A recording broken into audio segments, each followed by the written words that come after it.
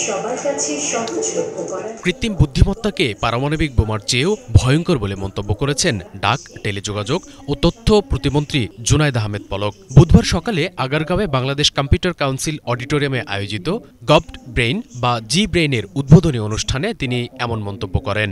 পুরো বিশ্বটাকে ধ্বংস করার জন্য আসলে একটা পারমাণবিক বোমাই যথেষ্ট। কিন্তু তো এরকমভাবে যদি আমরা এআইকে বিবেচনা করি তাহলে আরেকটু বেশি ঝুঁকি কেন, যেটা নিউক্লিয়ার উইপনের থেকেও বেশি ডেঞ্জারাস।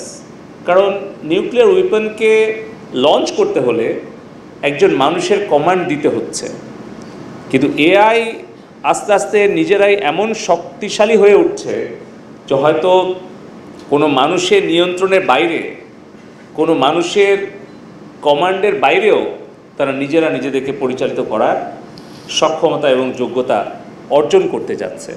আর সেটাই আমাদের জন্য সবচেয়ে বেশি বিপজ্জনক এবং ঝুঁকিপূর্ণ। স্টার্টআপ জিপিটি, কনস্টিটিউশন জিপিটি ও বাজেট জিপিটি এই ৩ ফিচার নিয়ে উদ্বোধন করা হলো এআই ভিত্তিক সরকারের জিপিটি প্ল্যাটফর্ম জি ব্রেইন। চ্যাট জিপিটির আদলে তৈরি এই প্ল্যাটফর্মটিতে সংবিধান, বাজেট এবং স্টার্টআপ সংক্রান্ত যে কোনো প্রশ্ন করলে পাওয়া যায় তাৎক্ষণিক উত্তর। পরবর্তীতে এআই ভিত্তিক এই প্ল্যাটফর্মে যুক্ত হবে আরও নানামুখী ফিচার। এআইকে দৈত্যের সাথে তুলনা করে আইসিটি সচিব বলেন, এআই এর সঠিক ব্যবহারের মাধ্যমে এর সর্বোত্তম ব্যবহার নিশ্চিত করা সম্ভব। এআই কিন্তু সারা বিশ্বকে বলতে গেলে কাঁপিয়ে দিয়েছে। এআইকে আমি সাধারণত বলি এটা একটা দৈত্যের মতো আর কি। দৈত্য হলো এরকম, আলাদিনের যেমন দৈত্য, এই দৈত্যকে যা আদেশ করা হয় সে কিন্তু সেই কাজটা করে দেয়। কিন্তু আমি যদি আলাদিনের দৈত্যকে আদেশ করতে ব্যর্থ হই তাহলে কিন্তু উল্টা আলাদিনের দৈত্য আমাকে খেয়ে ফেলতে পারে। ঠিক এআই হচ্ছে তাই।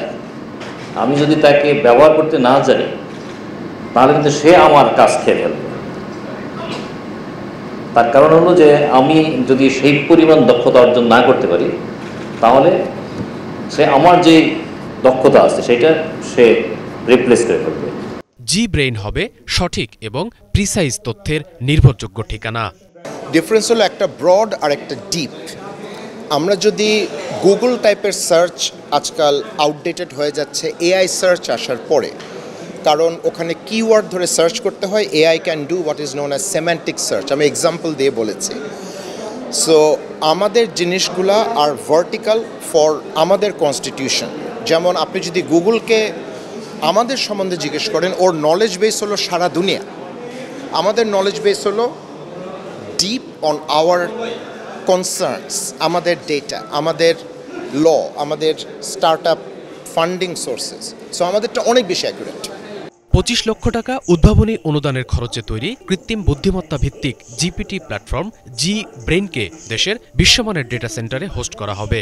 এদিকে এআই এর সঠিক ব্যবহার নিশ্চিতে সেপ্টেম্বরের মধ্যেই খসড়া কৃত্রিম বুদ্ধিমত্তা আইন আসছে বলে জানান প্রতিমন্ত্রী। আমরা এখন চ্যাট জিপিটিকে জিজ্ঞেস করলাম। শুভ ইসলাম, বাংলাভিশন, ঢাকা।